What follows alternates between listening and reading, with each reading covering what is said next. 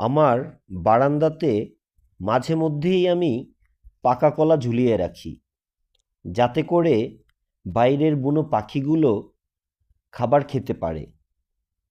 মাঝে মধ্যেই বিভিন্ন প্রজাতির পাখি এসে এই বারান্দায় ঝুলিয়ে রাখা পাকা কলাগুলো খেয়ে থাকে।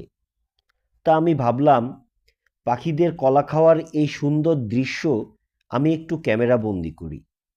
আর তাই তো হঠাৎ করে বুলবুলি পাখি চলে আসলো খাবার খাওয়ার জন্য। আর আমিও বুলবুলি পাখির খাবার খাওয়ার দৃশ্যটাকে ক্যামেরাবন্দি করলাম আপনাদের সাথে শেয়ার করার জন্য। আশা করি আমার এই ভিডিওটা আপনাদের কাছে ভালো লাগবে।